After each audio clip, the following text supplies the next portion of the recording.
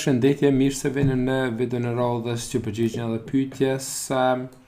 Ka dërguar një fotografi dhe thotë ai shkrimi që nuk mund të pranohet për fitim parash, flet gjithmonë për YouTube channel Monetize. Fotografinë e kam shfaqur domosdoshmë kam zmadhu paketëru se më është dërguar fotografia më e vogël, prandaj do të zmadhej edhe më tepër. Tani të shqoj domosdoshmë fitimi parave nëpërmjet kanalit. Okej. Për momentin kjo shumë e vështirë me lexu këtë, po prafasisht e kuptoj edhe se për çfarë qëllimi është.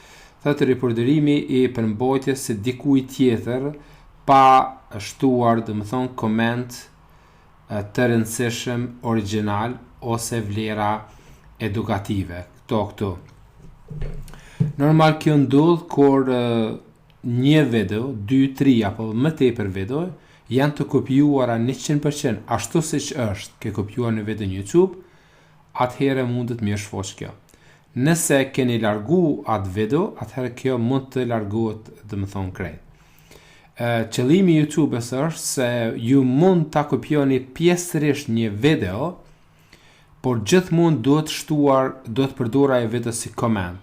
Për shembull, nëse shiqoni videon time, mundi me përdor një pjesë të videos time duke tregu se unë thash në këtë mënyrë, po ti e bën komentin, po mund të jetë në këtë mënyrë, po mund të jetë edhe diçka tjetër. Domethënë, ti duhet të jesh si komentues i asaj video, në atë mënyrë YouTube e pranon. Ndërsa nëse është një video e plot e kopjuar, totalisht domethënë prej fillimit deri në mbarim është vetëm e kopjuar, por nuk e shtuar komenti vet brenda videos, atëherë ajo video njihet, domethënë si e morë nga dikush tjetër edhe nuk e shtu vlerë në atë video. Prandaj edhe do mosh shfaqet kjo.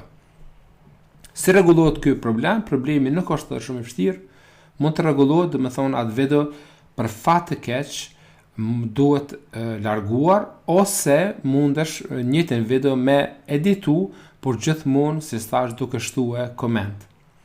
Kur them koment, domethënë duhet flasësh diçka sa përket asoj video. Për shembull, e komenton ti qoftë një video muzik, qoftë një film, qoftë një diçka tjetër, e komenton ti atë ngjarje, atë qëllim, sipas ideve të juve, ajo pranohet edhe nuk ka nevojë domethënë të bëhet edhe copyright apo third party match.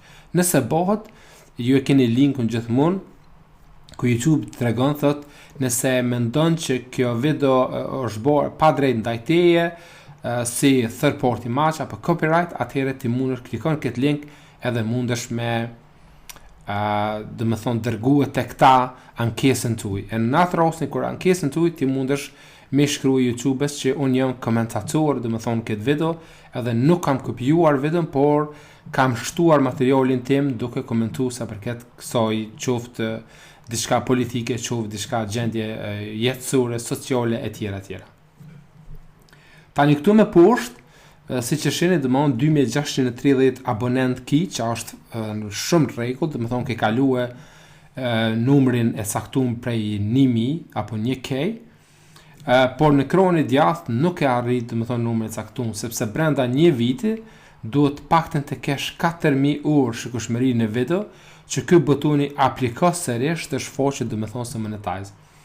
Për të bërë kjo, mundesh disa procese. Një, do të kriju video pak më tepër, video 3 diçka të ngjashme me ato që ti ke krijuar. Po ashtu mundesh domethënë me dërguar edhe vizitor në ato video. Qoftë folas, qoftë me pagesë. Mënyrë më e shpejtë është me pagesë përmes Google Video apo Google Ads, Google Video. Edhe në atë mënyrë mundesh shumë shpejt me arrit këtu 4000 orë shikueshmëri edhe me reapliku domethënë këtë kanal.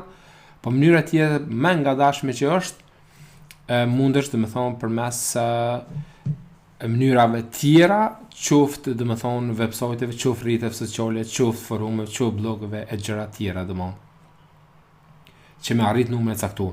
Po ashtu kanë edhe disa që shesin shikueshmëri në video, edhe munden me arrit domethënë këtë numër caktuar për 4000 orëve, janë pak sa ilegale sepse përdoren softvera me IP të shtuara ose VPN si që quajnë domethënë, që shtuajnë brenda në software kur bëjnë krijimin, domethënë pas instalimit të softverit edhe para që mi shty me to run për me hec, për me bësh shikueshmërinë e këtyne me arrit domethënë numrin e caktuar.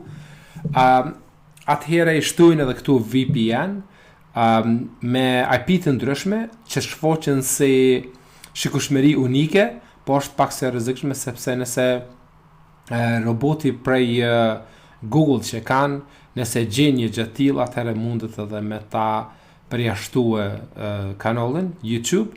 Prandaj mënyra më e poste, domethënë, është qoftë për rrjetet sociale në mënyrë folas, ose mundesh domethënë me pagesë përmes Google Ads që më arrit numrin e caktuar. Në momentin që arrin numrin e caktuar, atëherë ky buton i shfaqet aplikosërisht, edhe pastaj shkon komplet kanalin në shikueshmëri, në review, edhe pas një kohë të caktuar, domethënë flas dikon 2 ditë në një javë maksimum, atëherë mundi më kthye përgjigje domethënë për YouTube që është pranuar kanali për Monetize apo jo.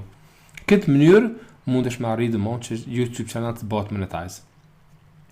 Besoj se gjithçka sa përket kësaj pyetje që ti më ke shtruar domethënë në Facebook, ju kam përgjigje. Faleminderit shumë edhe herë për pyetjen. Nëse ka diçka që kam lënë mongo, atëherë lutem shkruaj komentin poshtë, apo dikush tjetër që do ndi diçka më tepër sa përket kësaj, atëherë mundin me shtu domethënë komentin poshtë edhe një përgjigj na çfarë do pyetje që keni. Faleminderit shumë edhe ndëgjojmë në video të radhës. Ju lutem mos harroni edhe subscribe ta bëni. Faleminderit shumë.